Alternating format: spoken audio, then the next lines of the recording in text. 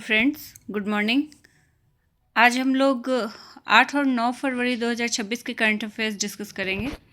आज के सेट में टोटल 7 टॉपिक्स हैं, जिसमें पहला टॉपिक जो है वो रुबल नागी से संबंधित है।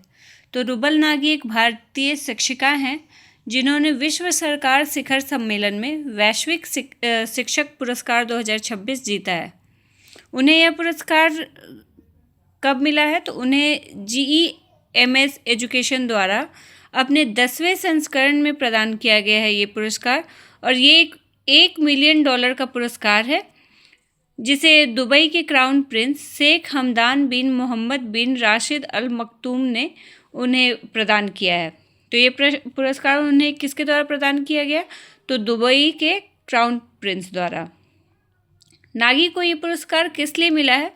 तो उन्हें उपेक्षित दीवारों को शैक्षिक भित्ति चित्रों में रूपांतरित करने के लिए इस पुरस्कार से सम्मानित किया गया है, और यह पुरस्कार वर्की फाउंडेशन द्वारा यूनेस्को के सहयोग से आयोजित किया जाता है। इसे विश्व सरकार शिखर सम्मेलन के दौरान GEMS एजुकेशन द्वारा प्रदान किया जाता है।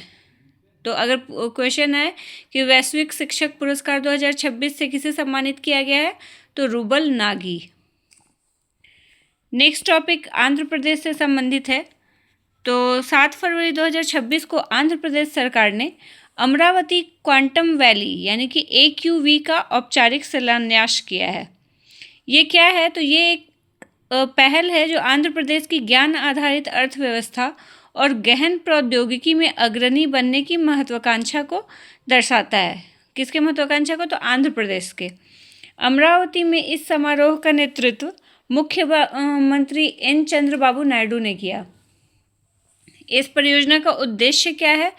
तो इसका उद्देश्य आंध्र प्रदेश को क्वांटम अनुसंधान, नवाचार और प्रतिभा विकास का वैश्विक केंद्र बनाना है, और इस परियोजना के अंतर्गत शैक्षणिक शोध, औद्योगिक अनुप्रयोगों को जोड़ा जाएगा ताकि क्वांटम कंप्यूटिंग, सुरक्षित संचार और उन्नत सामग्री विज्ञान जैसे क्षेत्रों में व्यवसायीकरण को तेजी से बढ़ावा दिया जा सके।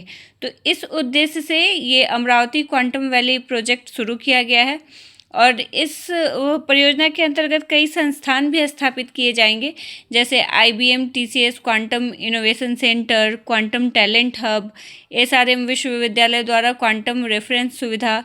तो ये सारे संस्थान स्थापित किए जाएंगे इस प्रोजेक्ट के तहत, और इस अवसर पर क्वांटम सेफ एप्लीकेशन का भी अनावरण किया गया, जिसका उद्देश्य ऐसे क्रिप्टोग्राफी समाधान विकसित करना है जो क्वांटम कंप्यूटर हमलों से सुरक्षित हो।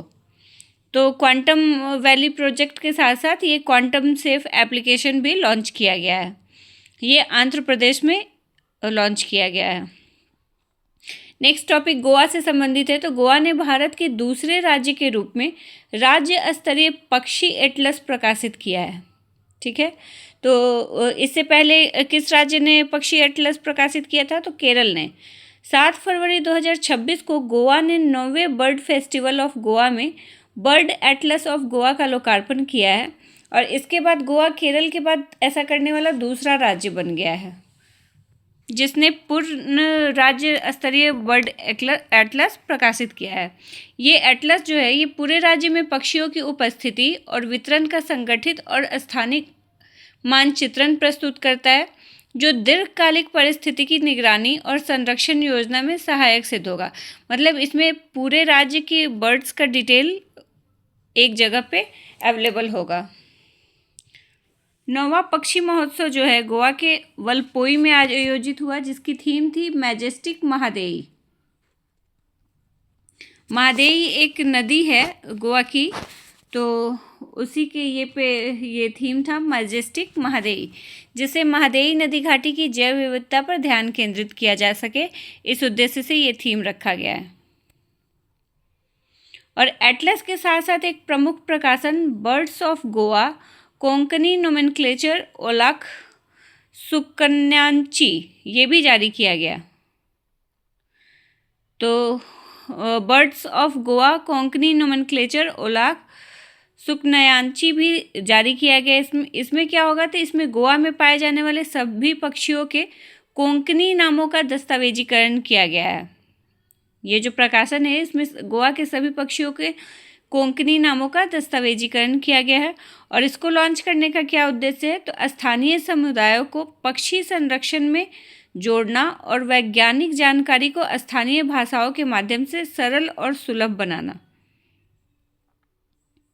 ठीक है, नेक्स्ट टॉपिक है भारत से संबंधित। तो भारत अंडर 19 भारतीय टीम ने इंग्लैंड को 100 रन से हराकर 2026 का ICC under 19 cricket world cup का खिताब जीत लिया है, जिसमें बिहार के वैभव सूर्यवंशी ने बहुत अच्छा प्रदर्शन किया है और ये भारत का 6ठा अंडर 19 विश्व कप खिताब है।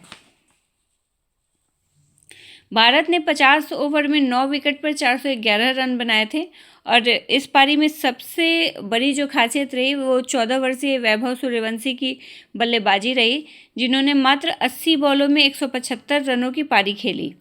भारतीय अंडर 19 क्रिकेट टीम के कप्तान कौन है, तो आयुष महात्रे। वहीं इंग्लैंड की टीम ने 40.2 ओवर में 311 रन बनाए टोटल। नेक्स्ट टॉपिक ऑपरेशन शस्त्र से संबंधित है। तो ये सोशल मीडिया के दुरुपयोग को रोकने के लिए दिल्ली पुलिस द्वारा शुरू किया गया एक अभियान है, जिसका उद्देश्य ऐसे व्यक्तियों को चिन्हित करना और उन पर कार्रवाई करना है जो सोशल मीडिया पर हथियारों के साथ तस्वीरें पोस्ट कर या धमकी भरी भाषा का उपयोग कर डर और अपराध का माहौल बनाने की कोशिश करते हैं। तो आजकल सोशल मीडिया स्कैम बहुत ज़्यादा चल रहा है, तो उन्हीं पे शिकंजा कसने के लिए दिल्ली पुलिस ने ये ऑपरेशन शस्त्र नामक अभियान चलाया है। ऑपरेशन शस्त्र में 500 से अधिक पुलिस टीमों और 2000 से अधिक कर्मियों को तैनात किया गया है, जिससे एक ही समय में हजारों सोशल मीडिया प्रोफाइल की निगरानी और सत्यापन करना आसान होगा।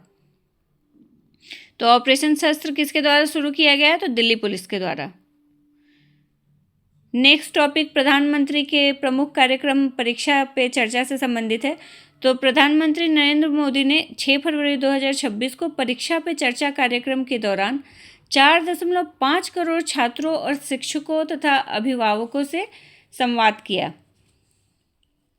तो ये पिछले साल का जो गिनीज वर्ल्ड रिकॉर्ड बना था उससे भी ज़्यादा हुआ।